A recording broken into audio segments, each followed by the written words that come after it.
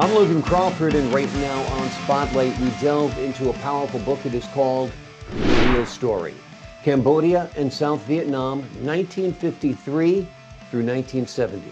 It's written by a wonderful author by the name of Terence McCarthy. This riveting account exposes the covert operations and hidden truths of the Vietnam War, revealing Cambodia's involvement in arming Vietnamese communists. Major F. Terence McCarthy's intelligence breakthrough offers a perspective on this tumultuous period, a fresh perspective that challenges everything we thought we knew about the conflict. We're delighted to have this very talented author join us here today on Spotlight. We thank the team at Atticus Publishing for helping us put him in the spotlight today. And we ask viewers like you to support authors like him by subscribing to our channel and by purchasing his amazing book. The links are below this interview. Major, thank you so much for joining us here today on Spotlight. Well, I'm delighted to be here, Logan, because what motivated me in writing this book, if I may just take a quick summary, is that I wanted to make sure that the entire truth about the North Vietnamese Communist and Cambodia's involvement was completely revealed. What are some of the key points that you feel our viewers and your readers should know about this era in American history? Well, what they really need to understand, and because the thing is this, that when I arrived in Saigon in August of 1968, the morale at the headquarters there was absolutely in the pits, because they had placed restrictions on what we could do. Namely, we could not, after moving against communist forces into Cambodian base areas, we were not authorized to initiate tactical activities. And this really put a huge loop of like tying your hands, right? Really tying our hands, yes. Yeah. And why do you think that was the case? Why do you think you weren't allowed to engage as you needed to? That's an incredible question. But what we were looking at is that we had a Cambodian government headed by Prince Sihanoukville, who was never to be consistently with us or against us. And he was really responsible for moving the Chinese communists to come in and support the Cambodian effort. And basically, this was something that he engineered, and caused one of our previous presidents to put restrictions on what sort of tactical activities we could pursue after we would chase the Chinese communists and the Vietnamese communists into the Cambodian base areas. So that my fondest hope and desire is that this book get into the hands of every Vietnam veteran who was totally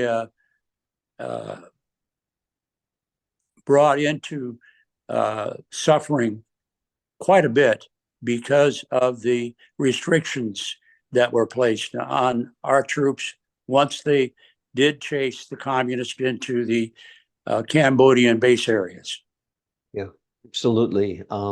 The people who served during that time and the American public as well need to know what was going on, why the mission was not accomplished really because of constraints put on our servicemen.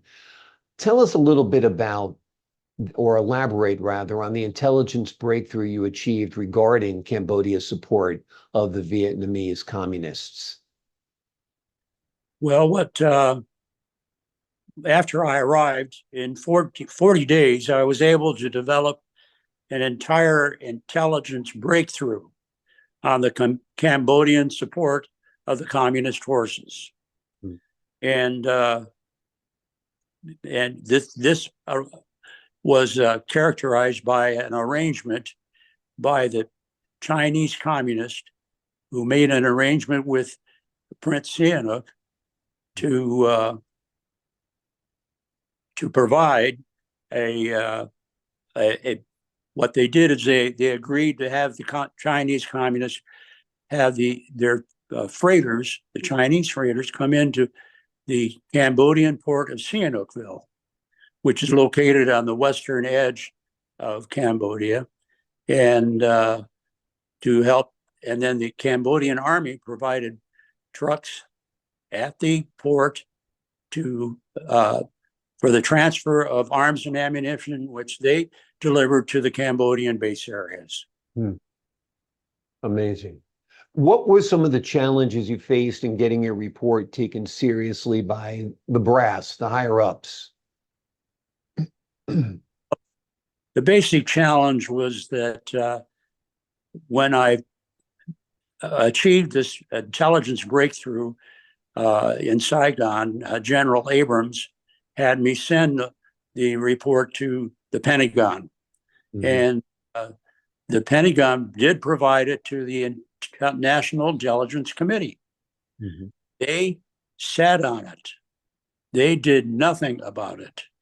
And we were totally dumbstruck because we had no idea that the report had been shelved.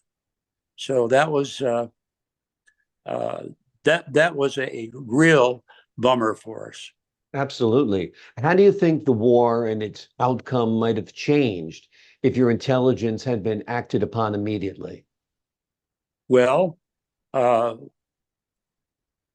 basically, what we're going to be looking at is I left the Pentagon in '69 and was assigned there on the Army staff, and I had a wonderful relationship with General William Westmoreland, who stood behind my intelligence breakthrough, and it supported me. And he sent the intelligence breakthrough again to the National Intelligence Committee, and then knowing that they were probably not going to pass that on to the president, he went to the White House and made an appointment for me to go over and brief them. Amazing. It was a very amazing set of services. And so when I went over and to brief the White House, I briefed the president's Foreign Intelligence Committee. And what they did is they turned around and provided my data to President Nixon. Mm-hmm. And President Nixon was absolutely very upset that this report had not been furnished him. So mm-hmm. what he made the more wonderful action of taking removing the restriction on our U.S. force tactical activities in the base areas. Amazing. So what that did, that helped significantly, because the basic problem we had that I described to you was something that for a 2-year period, my intelligence breakthrough was sitting on the shelf. Now it's taken off, but during those 2 years, we had we must have had about 1,000 U.S. soldiers that were killed when they came across the Cambodian border and conducted any sort of combat activity. And then and there was 1,500 of our boys were wounded seriously. So, and this basically led to a huge morale collapse for us, because that was totally not, that wasn't cricket at all. So Right. Amazing. Lives could have been saved. The trajectory of the war could have been changed. History could have been rewritten if the higher-ups had taken your report seriously right from the start. Fortunately, eventually, years later, President Nixon did. But at that point, as you said, you know, hundreds and hundreds, thousands of lives had actually been lost because of the inaction. This book is incredible. It's a true story. It's written by a man who was there and uncovered some secrets that were eventually acted upon, but if had been acted upon immediately, could have changed the outcome of the Vietnam War. The name of the book is The Real Story, Cambodia and South Vietnam, 1953 to 1970 by Terence McCarthy. Terence, before we leave you today, anything else you'd like to add? Well, no, I think we've really covered the waterfront on this. Yeah. I'm just so delighted to get this publicity out there, and especially hoping to reach an awful large number of Vietnam veterans who were so terribly treated during this situation. Absolutely. Major, thank you for your time today. We salute you for your service. Your insight today was invaluable. I'm sure it will absolutely be of great interest to historians and, of course, Vietnam veterans and readers in general alike. Anyone who's a patriot will be interested in this story. To the folks at home, I'm Logan Crawford, thanking you for your time this time. Until next time on Spotlight.